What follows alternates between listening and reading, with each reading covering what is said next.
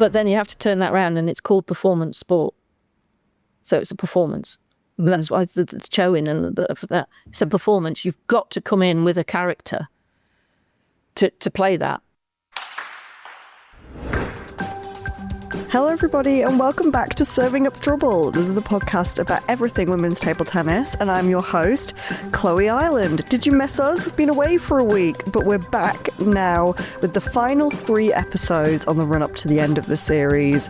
Aww, but don't worry, those 3 episodes are bangers, if I do say so myself. We've got some brilliant guests coming up over the next 3 weeks before we go on a bit of a break. My week in table tennis this week, I've had to replace the rubber on my backhand because when I was at the Nottingham 4-star, I hit it on the edge of the table and unfortunately it was too raised to be able to play with it when I was in the final of the Women's Band 4 and I had to swap my bat. I was so upset. Luckily, I did have a spare bat with me. It had old rubbers on it though, so I needed to put a bit more effort into the shot to make it actually go over the table, and you just don't want to be having those extra things to think about when you're in a final. So it was really disappointing, but I am very happy with myself that I did bring another bat, that I remembered to bring another bat, and I think that's a good lesson for any players that are playing competitions regularly. You need a spare bat, preferably with rubbers that are similar to the ones that you play with, if not the same. I know some people have a training bat, but then that can be really hard to play with when it comes to a clinch moment like being in the final.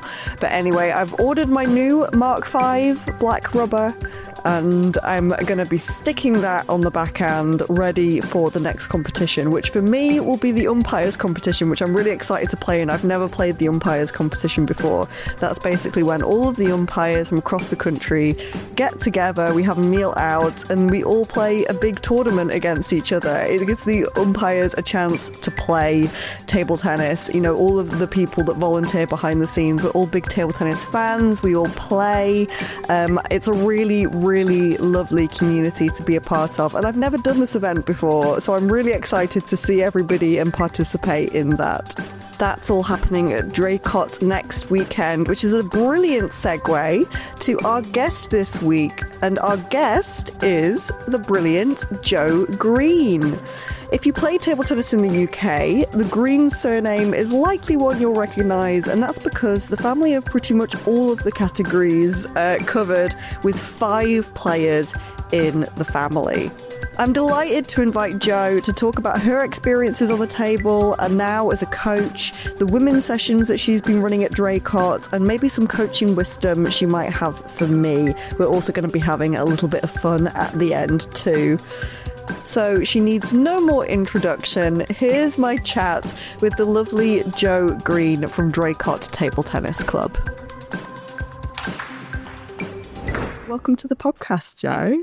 Thank you. To talk about women and girls, which I think is, I'm fair to say, a subject that you're very passionate about. I am very passionate about it, yes. Yeah. And just young girls to the older ladies to play, because it's amazing. It's an amazing sport to play at any age. You've been running some women and girls sessions down at Draycott, so I wanted to first ask you a little bit about Draycott as a club, how long you've been playing there, the community that there is around there. Wow. Yeah. And yeah, how the women and girls session started. The start at the beginning. My husband has always been involved in Draycott, and my mother-in-law is one of the founding members. Wow. Okay. So she's when that site in Long Eaton, from Long Eaton to Draycott happened, she was doing all the funding and getting all the grants and things like that. So she's been there a long time. And that's why she's called Grandma Betty, and everybody knows who she is. Hi. Because she is heavily involved as well. She's just not Grandma. She's, embedded in Draycott as well. As for the women girls, I've always been passionate about getting the girls to play. And at Draycott, we've always had a lot of girls. We're a bit low on them at the moment, which we hope to sort. But at some points over the last sort of 5-6 years, we've had half girls and half boys, which is unheard of. Yeah. So as many girls in a session as boys, which is brilliant. For the ladies' sessions, they just needed a safe space. Mm-hmm. I started coaching one-to-ones, and obviously the older ladies gravitate to me. They want me to do it, and because we have a laugh, and they learn, and there's, it's easy. Yeah. And then they said, well, we want a group ourselves. And I went, well, I'll sort that, and we get a group together. And it is, you just turn up and you pay your money. And if you can't come next week, that's fine. It's not every week. People have busy lives, Of course. Yeah. And me bias. Women have very busy lives and have lots of responsibilities. So come when you can. And they love that. And then they just have a laugh. There's always a smile. There's always somebody giggling. There's always somebody laughing and always somebody helping. So it's great. It's just like a big open session. Yes. Anyone can come whenever, but it's all women. And I guess you've kind of fostered a bit of a group around that. Is there a WhatsApp? Is there a... There is a WhatsApp group, yes. And there is a core of ladies that just come every week, and then some dip in and out, and also encouraging the mums of our junior players. You give it a go. You see what it's like. And then they love it as well. And they understand a little bit more then what their child's going through. It's not that easy just to hit the ball on. No. Not that easy. They're sitting there watching, why didn't you just get the ball on? It's not that easy. Come try. Come and have a go. And it's a difficult sport. So, and that's been going over a year now. And yeah, we just love it. And it started with my daughter Erin.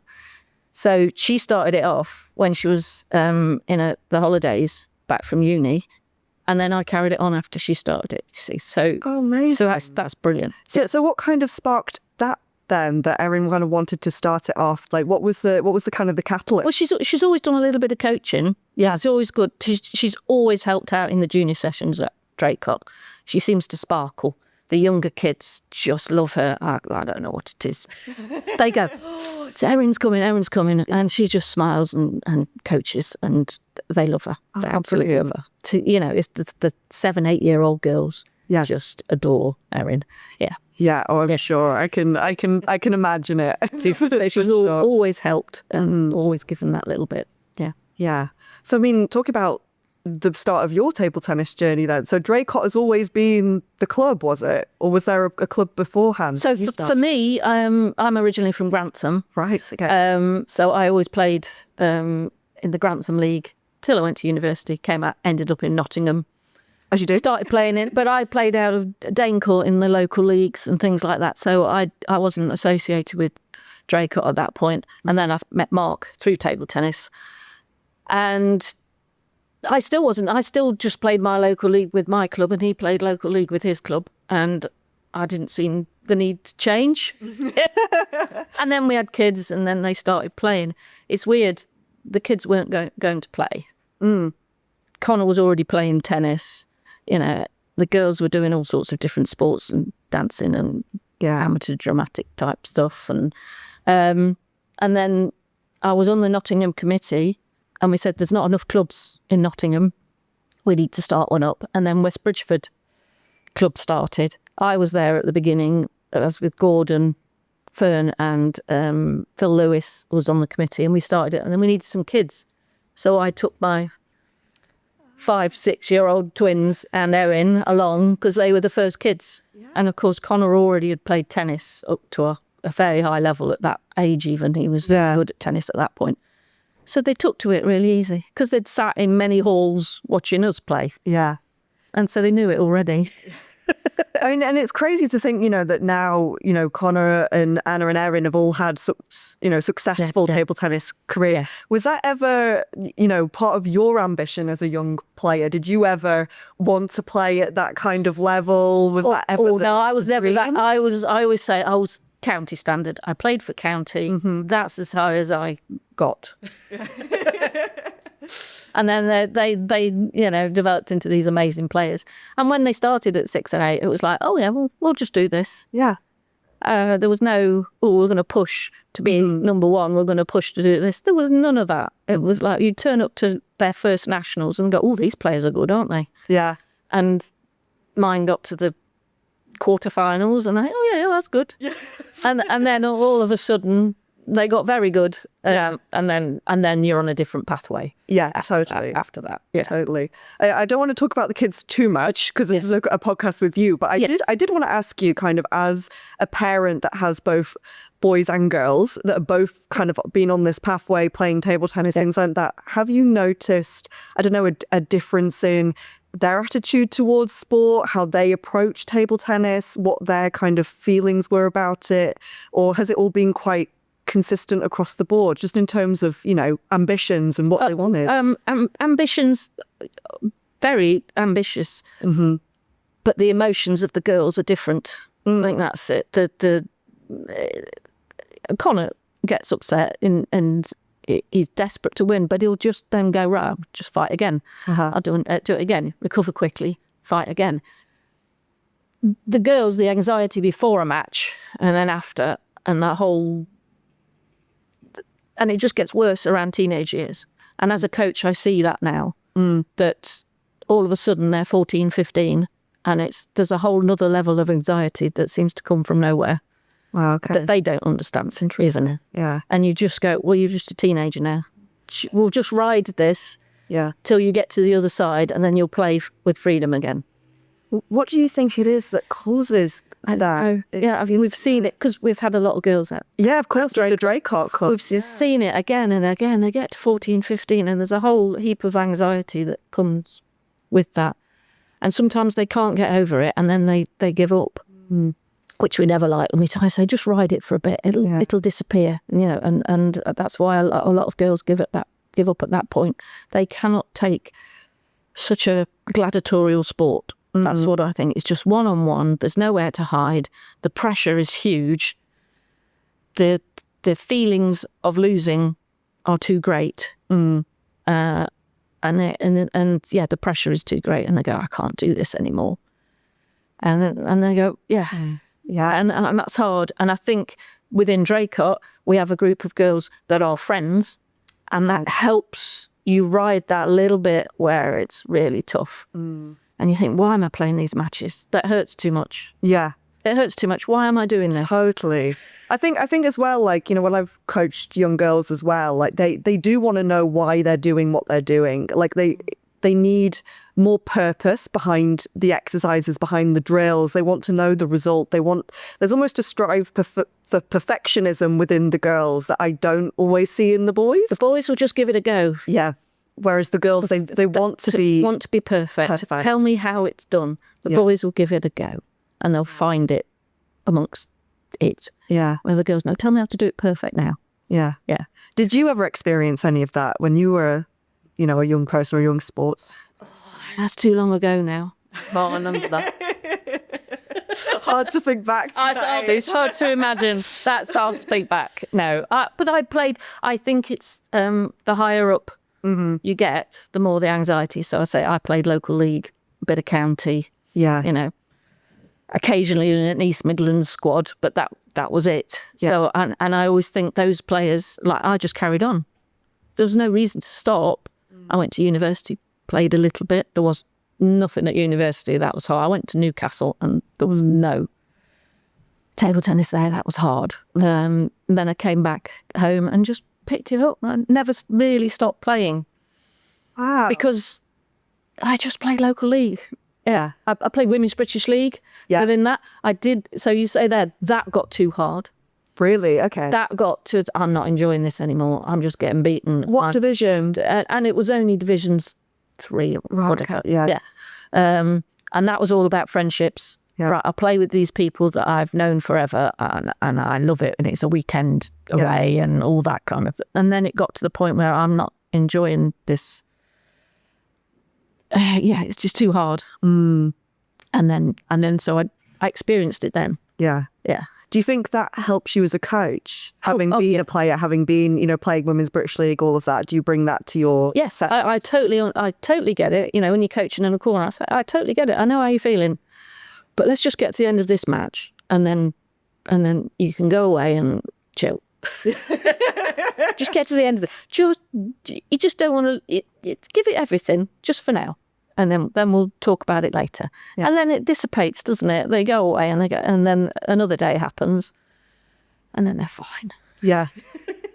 It is about riding that wave during that period, isn't it? I think, a lot of us kind of can relate to having that kind of spike of anxiety, because I think it's like what you said before, it's a solo sport. It can be quite isolating at times. And when you're on a show court or something, you feel like everyone's, even if they're not, you feel like people are watching you or judging you. Judging you. Yeah, I don't like being judged. Not Everybody's watching me here, And, yeah.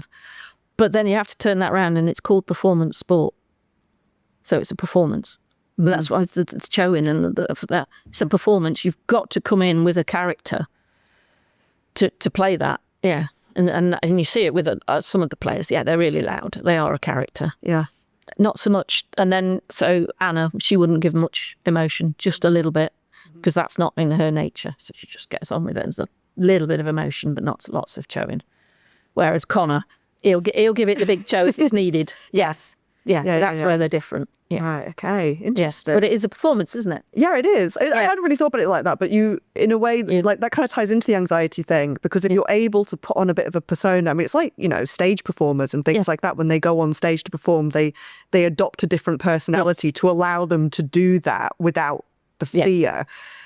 So yeah, you can apply that to sport totally. Like you come on into the gladiatorial arena, as you say, with a character, with almost a bit of a barrier between you that allows you to kind of perform without the emotional baggage. And you have to try and create the zone. You just like to say you're in the zone, and then you do forget what's around, and it's not always that you can do that. Yeah.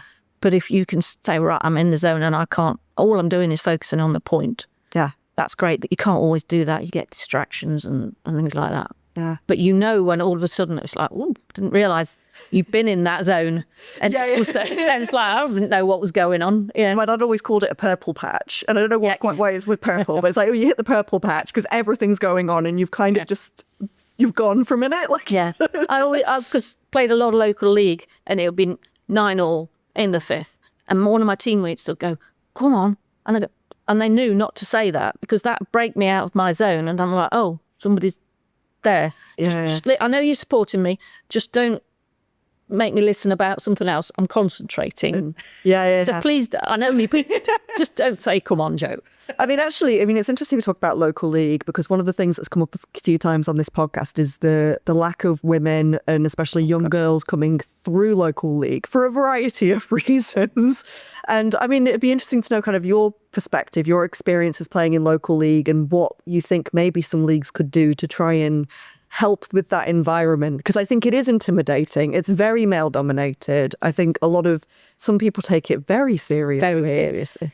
So how do you help a young person kind of coming into that space? Well, we're very lucky where Draycott is. We are on county boundaries. So we out of Draycott, we have 18 to 20 teams playing local league. But we've got Loughborough League, we've got Derby League, and we've got Nottingham League.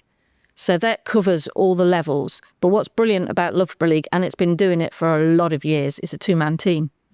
Aye. So it starts at 7 and it finishes about 8:30, 9. You're always on the table. So what they do is the singles, and then they play 2 doubles. Yeah. You can turn up with 2 players and you play those 2 doubles with the same people twice. All right, so you play it in the middle of the match and at the end of the match. With the juniors, you'll notice that they'll win the middle one, and then it's got to 8:30, 9 o'clock. They'll lose the last one because they're tired. Yeah. Tired that was. They've lost the concentration by that point. Yeah. And also, because it's a two-man team, you're playing 4 matches out of the 6. Yeah. So you're always on the table. Yeah. Which is quite... There's not a lot sitting down. Yeah. So you go out, you play four games. But also, you could take 4 people to that match. 2 of them play the singles, and then the other 2 play the doubles. It's the variation is brilliant. Yeah. And you, the people that run it are brilliant. You play Loughborough University students, so that it's forever changing, because those students come and go. And all the people are amazing about our juniors.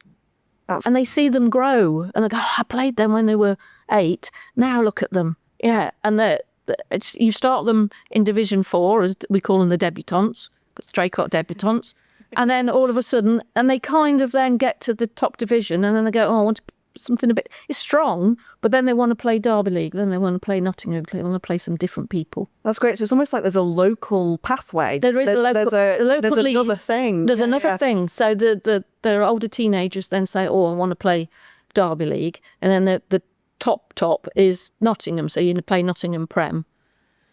When you've you're So when you're that 17, 18-year-old that's really good. Yeah, that flexibility is brilliant, actually, because that's what you need. You come, usually it's on a weeknight, you come back from school, you're tired, like you said, your parents have to get you there to wherever it is. And having such a flexible format is actually a really great way of being, because if you have those four players, you can have two slightly older ones that can stay a little bit later, your younger ones, however you want the team to work. There's so many combinations you could use in that. And there's a lot of two-man teams that just play the one doubles and things like that. And that's 6 is perfect. 5's not quite enough. 6 is perfect. Yeah.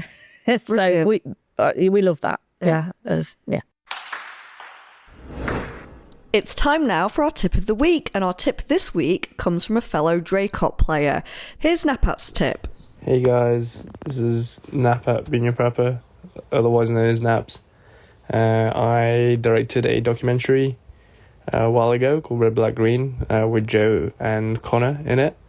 And I used to play table tennis for the under 19 UK men's team for the longest time.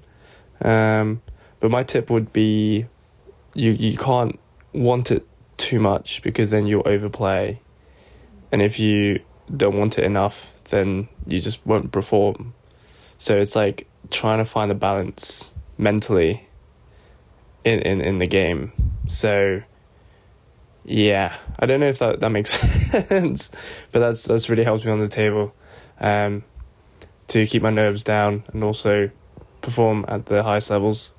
But yeah, hopefully the podcast goes well. But see you guys. Thanks for sending in the tip, Napat. And now back to Joe. And now kind of, you're coaching at Draycott and you've set up on your own as well. Congratulations. Thank you. New venture. Very new venture, yes. So how has it been going? How have you found that leap? Oh, that leap was quite big, yes. Red, Black, Green. Yeah. But that I asked Napat, so that film was made a year or two ago now about the Green family that Napat wanted to make. And I said to him, there isn't a better name. Can I use that name, please, for my business? And he went, yes, of course you can. So that was lovely. Set up my little Facebook group with the help of another younger friend. Tech-savvy friend. Yes, tech-savvy friend. Amy Humphreys, lovely. A good player, still doing a lot of volunteering in the sport. So we went to the pub, set up my... Great, fantastic. She set up my Facebook group, and I just wanted to, so I could just be a coach, but I wanted a bit of a profile. I wanted to have a name, have a business name, things like that, just so I had a little bit of a profile. No, absolutely. It's nice, and I just put a few things, what I've been doing on there, kind of thing. Bit scary to start with. I did have a few one-to-ones that I did, and then just word got out there. So I do more coaching at Draycott. So I do the ladies session. There was a men's session. And it's just starting to build of the different elements that I can do. Yeah. So there's a core bit, and then so a PDC's started at Draycott. So I'm one of the assistant coaches on the PDC, and it just builds slowly, which is lovely. Yeah, that's fantastic. Yes. Oh, so I am enjoying it. Work. Yes, you go to work and everybody smiles. It's great. Yeah. Fantastic. It hasn't always been that way in places that I've worked. So this is a new start, and it's it's a community that you know, and also you've been in table tennis for this. I do. You know this. I know people. Exactly. Hopefully, a little bit of respect from a lot of people. Hopefully, that's there. I think what I bring a little bit, because I've been on a few features camps and just the PDC type camps, is that I'm a parent as well who's done it. So the kids sometimes don't know why I'm there or who I am, And the last one, that was funny. I said, do you know my connection? I asked this little boy, do you know my connection to table tennis? You know, just, have you heard of Connor Green? Because I'm his mum. And he went, no, I've not heard of him. It's like, oh, okay, that's that then. He was only 10. Oh, He's only 2. He's only just starting.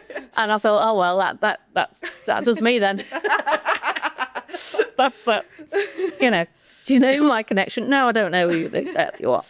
But the parents will stop and they know. And the parents in the halls will chat and just come across. And I go, it hurts, doesn't it? And you're standing there watching your child a lot of the time perceivably in pain or crying or really angry, and this is not what you've seen in your child. This is, and you don't want them to behave in that way, and they're getting angry and things like that. And I say, it'll pass, and you just have to be there for them and just calm it down. Yeah. And then I go, what's your heart rate now?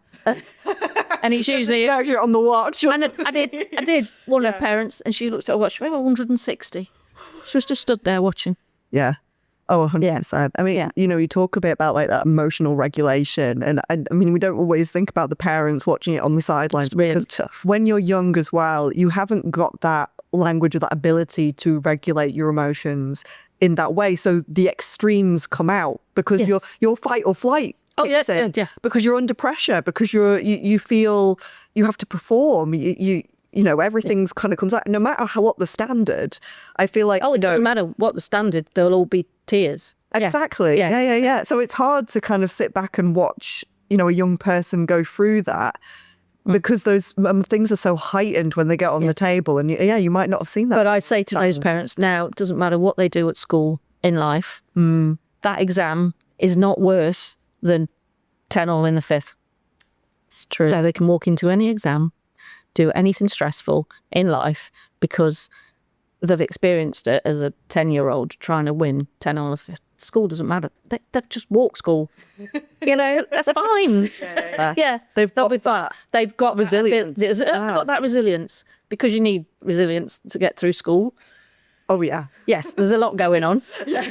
So you need that resilience. Yeah. And there'll be tests and tests. They're just tested all the time, aren't they? You know, so they've done it in table tennis. So it just sets them up for life. Do you know what? If you just play local league and that's all you ever do, I say, that's brilliant. They'll always have table tennis. They can just go to any city, find the local league, find a community and settle. There you go. Totally. Brilliant. And it's the same. I mean, you know, I moved to Slough a couple of years ago, and I didn't know anybody. I moved for work, and I didn't know anybody, but I did know Ken Phillips at Sippenham. Yes. So I went round the corner, and all of a sudden, I know these people. Yeah, this is fine. Like, and it's such a calming thing as well, because I have seen, you know, in tournaments throughout my life, I've seen these people. Yeah. You know, no matter if we haven't had that big of a conversation, but it's such a comforting feeling to know that you've got people anywhere, you know, anywhere in the country, anywhere in the world. Look at Erin's Snapchat thing. Yeah, she'll show me, and she said, "There's people all over the world that I know." It's crazy, absolutely crazy. She says, "Oh, that's so and so. I met them at this tournament, and I met them, and they're all over the world." Well, what a wonderful thing! It's what a wonderful thing to have to be able to find those people, no matter where you go. Oh, I turned up. So one of the ladies that I coach, she's at the World Transplant Games this summer, and I started coaching her a couple of years ago. And I said, "Well, I'll come to the UK Transplant Games." And she says, "All right, yeah." So I walked in. I knew everybody. I knew, because it's the same people. Yeah. You know, it's Dan Bullen and all these different people organising the table tennis bit of the UK transplant bit. And she went, "You know everybody." And that calmed her down, you know, and I said, "Yeah, this is right." And I, you know, sorted everything for her and actually started umpiring because there wasn't enough umpires. Always. I now I've got the pink hair. I really have to hide if I don't want to be like displayed. But she loved that, you know, that then calmed her down. Oh, right, so this is a community that Joe knows. And then she calmed down, and then I said, "It'll be all right." Yeah. Because the sport was completely new to her. Yeah. So it's not like she'd had a transplant and she'd already played. This is going, "Oh, I'll have a go at that." have. That's So, amazing. I know. That's Yes, great. I know. And now she's going to the World Games. Which is brilliant. And that's I know. Yeah. amazing stuff.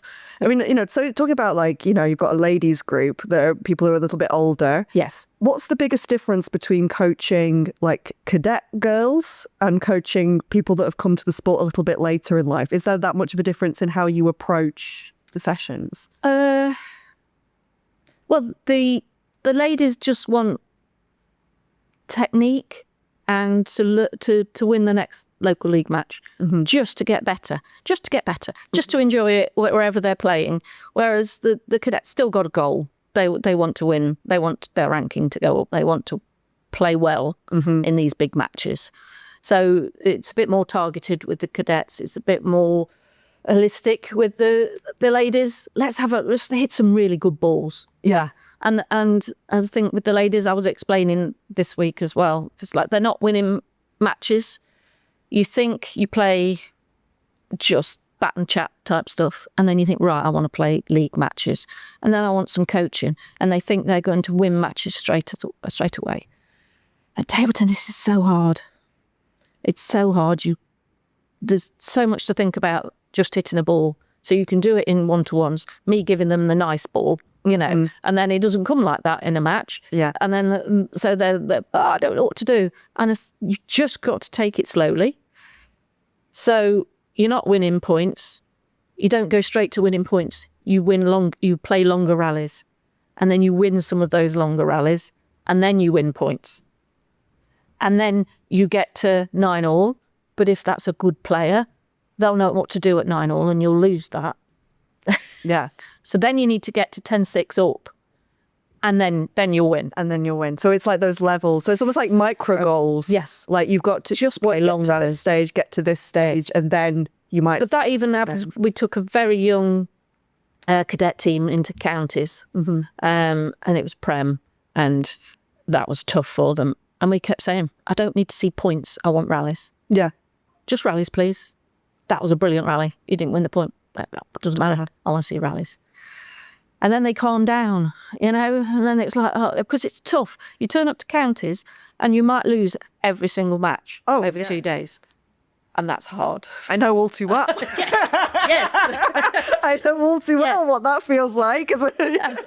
That's hard. Yeah, it's Hard for a 12-year-old. Absolutely. That's hard for a 16-year-old. We've done it with junior teams as well. Yeah. It's kind of, Nottinghamshire were very good. Part of that was the Greens and the Bunyat Rappers. Bringing that team, and Max Stevens as well. We had all these players coming through, and we got into these Prem teams. Well, those players have gone, and you're still in Prem. So we're putting people in that are not quite that level, and we've not quite dropped yet, though we are dropping now as Nottinghamshire. But you'll be able to build. But we're building again. Yeah, of course. And we will build. Yeah, of course you will. Of course you will. It's always like hard work. But we've had a couple of years where we've been, that's tough. You're losing matches, but you're gaining experience. You never lose, you just learn. Yeah. Yeah. And kind of touched on it a little bit when we were talking about, the pressures that kind of younger players face, especially young girls, and how they kind of react to that environment. What would you say are some of the biggest challenges facing young players that are kind of coming through? Like they might have played a couple of tournaments. What, young girls particularly? Young girls particularly. There's just not enough tournaments. Yeah. And also not the right style of tournaments. They need to, for me, for girls, the snake system or a group and a constellation is the best style. What's the snake system? So the snake system, you would play, it's called waterfall or different things. So you play your group, the top 2 go into the top 16 or the top 8 draw, and they play each other for place. And then the bottom 2 will go and they will play each other for place. So you turn up and you're going to get 7 games. Yeah. And if you're at the lower end of that, the end of that little cascade, that little snake, you'll start to win. Because those will be the players that you're level. And you'll go away from that tournament, I did really well there. I started to win at the end. And then the top ones can still do their, first and second place. Yeah. But you turn up and you play matches against people of your level. Yeah. Yeah. So it's almost like it almost becomes a banded event as you go through it in a way. So you start playing people. So, Blitz are doing that style. As Draycott, we always go to Latvia every year and play in the Riga International. They always use the snake system. You go and you play 7 matches and you play for place. Okay, I came 22nd. At least you know you came 22nd. That's brilliant. Not, I lost in the first couple of rounds and that was it. And I don't know what I meant. That's always the most frustrating thing, because I mean, when you go to a tournament, you know, you there is that pressure to get through just to play something else. Yes. Whereas if you get knocked out and if there's no constellation as well, you've come all of this way. So you go to a 4-star. Yeah. And you go to a 4-star as a girl because there aren't many 2-stars, particularly up north. There's a few more down south. There aren't many 2-stars. So you've had to go to the 4-star to get. You go there, you play a group of 4, you come third. That's it. Yeah, that's it. So you've gone and you've played 3 games. You think you've got a group of 4, and then one of those girls doesn't turn up. Yeah. So the one you thought you could have beaten isn't there. Yeah, because they probably looked at the draw and went, no, I don't fancy. One of the things that also popped up, I was at the Nottingham 4-star last weekend, and because all of the men's groups are on before the women's, you can't get the practice in unless you're there like 2 hours before you're on the table. Every single time. It was quite comical because I was just watching from the top, seeing like this group of 4 girls like jumping on a table between matches to get some cross knocks in, and then jumping on another one. Like literally going from one end of the hall to the other just to get every single 4-star that happens. Yeah, and you can turn up an hour before and still not get on a table, and then because you're there, they go, oh, we'll get that group on. So they put the group on early because all the girls are there and you've not had a knock. Yeah. And then I've said, why can't you just keep a table free? Well, we haven't got time. Well, when you planned your tournament, you could have planned for 3 tables to be free for 45 minutes before the girls' groups start. Yeah. And you could have planned that little bit. Even just one table, honestly. Me and Holly Holder, we went outside to the tables on the uni outside, and we were playing like Into the Wind. Oh no, then it's just to get the eye moving. Just to like get your eye in, because even that, because you don't play in these tournaments that often. Yeah. And I get quite nervous. I know I get quite nervous when I go into a match, especially if it's somebody that I'm quite scared to play.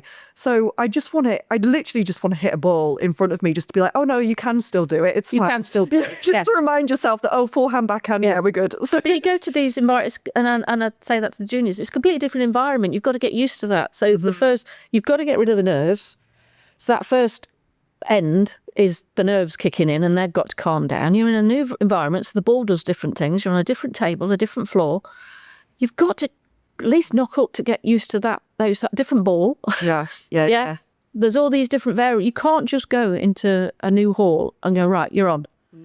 And they don't let girls, knock up. Yeah, which I think, we always complain about, the girls not the standard of the girls. It drives me nuts. But this kind of... The standard is the standard. Well, the standard is the standard. But then we also don't give it the space or the time or the respect sometimes that it needs to actually improve over time, and to give, the competitive girls, we want to be on the table, we want to improve, but we can't get on. I mean, this isn't a dig again. I should say the Nottingham 4-star was brilliant. Yes. It's not a particularly fantastic. Really tough to organise. So tough to organise. Jason was running around like a madman. Like amazing, fantastic job. It's more like in general when these tournaments are in the planning stage. You've got to have a little extra think about the women's.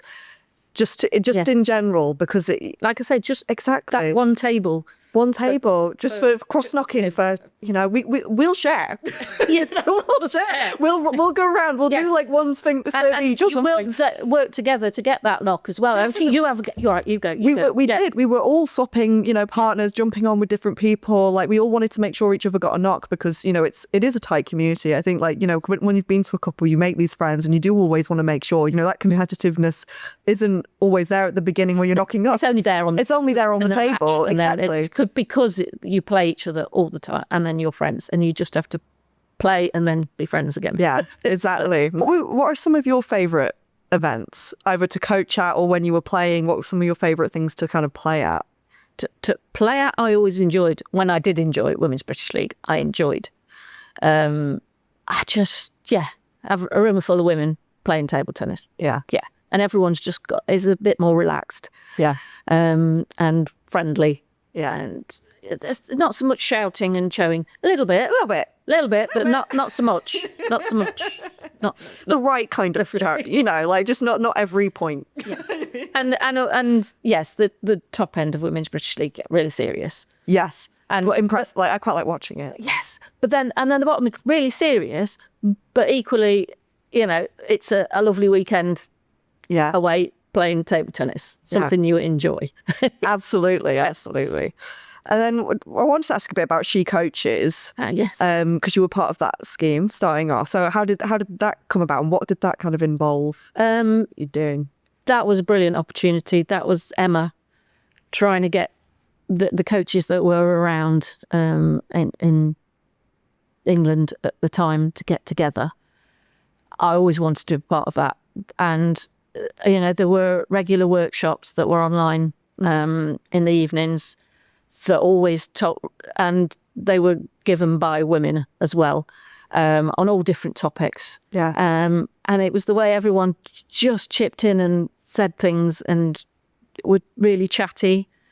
So you go into a little breakout room and everybody would be really chatty and just exchanging ideas all the time and helping. And then there were a couple of camps that we did where we all got together and learned different things. And there were people on that were different levels in their coaching. So you were able to help. Yeah. And say, oh, this is the way I do it, and this is the way I do it, or they shouldn't be doing that. You need to get paid for that, or they're taking take a little bit. Yes, it's too many hours you're doing that. Mm-hmm. But it was that just an exchange of ideas. Yeah. That was lovely. And now I'm on the second year of it, so a few have selected to do the second year, and that just involves being at a few different national camps, so England camps. So there's a PDC and a Futures. I have been to a few Futures camps, and I just love that. That is the age group that I love the most, and especially the girls on those camps. Yeah. And I saw Hannah Saunders last. Oh yeah. And she went, "Are you coming to the next Futures?" And I went, "No, I'm not going to be there on that one." And she went, and that makes me feel wonderful. They want you there. They want me there. You there. Yeah, they want me there as that smiley face. That Absolutely. I seem to have got the role of organising a quiz in the evening. So I can still only use Kahoot. They wanted me to use a different platform. It's like no, that was a step too far. Yeah, I was a step too far to use a different platform. I can do Kahoot and that's it. But then I'd make the quiz and they'd have a laugh, and then I would, especially, I look after the girls, especially on those camps and just keep them chatting. Why do you think, schemes like She Coaches are important? Why is it important that we have more female coaches? Why is that? Because they bring a different perspective on that. And I think the girls respond. They love the male coach. The ladies bring something a little bit different. They've had the same experiences, those emotional moments. I think they identify with. I do think boys get angry and girls cry. Boys cry at the end as well. Yeah. Generally, the boys, and this not all boys and not all girls. Yeah, of course, of course. But there's that emotional. I can't do this anymore. Yeah. And then it's just, you're able to just sit them down and go, it's fine. Yeah. You'll be fine. Like kind of help them through that. Yes. And then on the last camp, I always think the sessions are really long and they're training really, really hard. And at that younger age group, they need some fruit in the middle. Yeah. And I've been the one now bringing some apples and some bananas and chopping it up. Yeah. And one of the lads went, "I can tell you're a mum." I went, yeah. But what I want to do in that is to say, yes, fruit is the go-to. Yeah. You only need a little slice of it, a little half an apple. You don't need to eat a whole apple. Yeah. Just a little bit of a slice of an apple or a little bit of banana just perks you enough to do the last 45 minutes. Bit of energy. Bit of energy for the last 45 minutes. Let's go now. Everybody's happy. Totally. Yeah. Totally. When you're feeling a bit... Totally. Well, that's why you have it at school. Yeah, that's why you have it. Yeah. Or should have it at school. You know, and it's difficult in those situations that they've not got access to the shop. They've not got, you know, they're walking from one place to another. There's fruit the night before, but they're not remembering to pick that up and take the next day, all that kind of stuff. They're not remembering. Yeah. I know they should, but they're not, you know, and I know we've got to get better behaviours and all that kind of stuff, but I've just leading them a little way on that. Just gentle guidance. Come on, you need a bit of fruit now. Yeah. Well, what do you think are the qualities that make a really good coach? Oh, the empathy, to say, I know how you're feeling, but also just to know your player that well, to go, actually, they're a bit anxious of that, but they'll be fine. Or to take them and go, no, this has gone a step too far. Now we need to have to think about it. Yeah. It's. I just love to know the personality of all the kids that I coach. And there's some where I say, right, they're always right. Mm-hmm. And actually they are right. And I'm right, but we're doing it my way. Yeah. Knowing that child will go, oh yeah, that's fine. That works. That works for me. Or, you know, you need to be a bit tougher on other players. So, and it's not always about technique. It's about cajoling them to go that little bit extra, and that having that smile or that angry face or that disappointed face. Yeah. To just read the player. And then they'll do that extra shot for you. They'll go that extra mile for you. And that's the bit that I love about it anyway. Yeah. Yes. When they win, I win. You know? Yeah. If I've done that timeout that gets them across the line, that is such a buzz. Mm-hmm. Yeah. Then you think, oh, I made a difference there.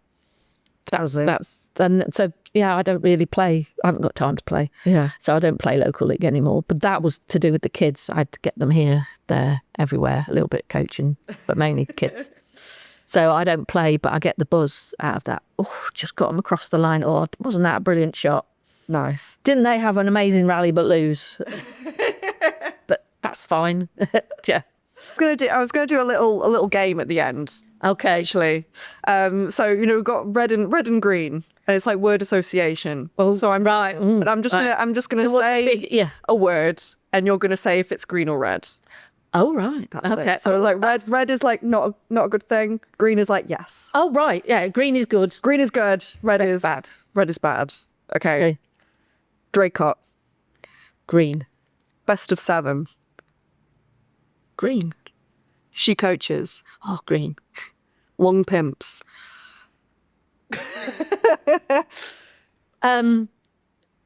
Both. You can use long pimps if you're a chopper. Okay. 10 all in the 5th. Oh, I'm under the benches if it's a child, so red. Red. Yeah. Loud chose. Red. Defenders. Oh, green, yeah. Love a defender. I love watching defenders. They're the most exciting matches to watch. Stompers. Red. Hitting the edge. Both. If you hit the edge and it's a good shot, brilliant. If you've just about managed to get it on and it hits, hits the edge, never. Mortifying. Yeah. Hotel breakfasts.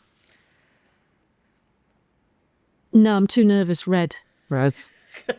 Long journeys. Red. Multi-ball. Green. Are you multi-ball fan? Yeah. Short pimps. No, red. Being beaten by a 12-year-old. Red. Pineapple on pizza. No, red. Red. No, I agree. This podcast. Fantastic. Green. And that's it. Thank you so much for joining us. I'll ask you one final question, which is something I try and ask everybody. If money was no object, if you could do anything to help women and girls in this country. Women and girls, but anybody. Yeah. Anybody, but I mean, especially kind of supporting the women's game. Yeah. What would you do? Supporting the women's game. Well, more competitions, but that takes people rather than money. You know, so if people could earn a little bit of money by doing a competition, that's fine. The right people understanding the right kind of competitions, keeping the girls going past 19 little bit of funding to keep those ones going when they're in the UK at university. I could go on quite a long while about university and those dual sport girls that aren't, I say, not being encouraged to play. If you keep those 19 to 23s going, then your 15-year-old has someone to play. But at the moment, those 19 to 23s start to give up, and then your 15-year-old can't progress because they stop when they're 9, and it just perpetuates. Those 23-year-olds will teach your 15-year-old, and then all of a sudden it rolls. So some funding to keep those going. If I won the lottery, there'd be a mezzanine at Draycott, and we'd have dormitories upstairs, and we'd have camps over the weekend, and that would be amazing. I like that idea. I'm hoping you win the lottery now, Joe. I'll be rooting for it.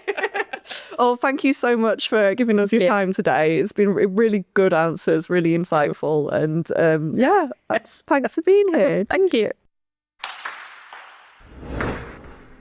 We're going to finish off now with our champion of the week. And I'm really excited about our champion this week because I just love it when you follow a player that starts to achieve their career bests. Like, they're always pushing the envelope and getting further and further in the rankings. They're just really exciting players to watch and root for. And I think our champion of the week this week has been getting some incredible results recently. And I think she's one of the most exciting players to watch on the circuit. And that is Brazil's Bruna Takahashi. In May 2022, Takahashi entered the top 20 of the ITTF World Rankings in women's singles, making her the first Brazilian to ever achieve this. In 2024, she also helped the Brazilian team reach the round of 16 in the World Team Championships for the first time. And she also had her best score at that tournament, defeating Shin Yubin, who was the world number 8. At the 2025 Table Tennis World Cup that was recent, held in Macau, China, she won 2 matches in the group stage, reaching the round of 16 of this tournament for the first time in her career, where she played against Bernadette Sox, another favourite of this podcast. Takahashi actually won that match 4-0, and she became the first Brazilian woman to reach the quarterfinals of the World Cup. She recently played in the WTT Contender in Ljubljana with her doubles partner, Hugo Calderero, also from Brazil, where they won a silver medal in the mixed doubles event. And at the 2025 World Table Tennis Championships in the singles bracket, she won 3 matches and became the first Brazilian woman in history to reach the round of 16 of the World Championship. I think she's just another great example of how Brazil is becoming a real powerhouse in table tennis and producing some incredible players. And I'm so excited to see where she goes in her career next. And that's everything for this week. If you've been enjoying listening to Serving Up Trouble, please give us a like and a review on Spotify and Apple Podcast. It really helps us to keep going. Follow us on TikTok and Instagram for various table tennis shenanigans. And I'll be back next week with another episode. See you then. Bye.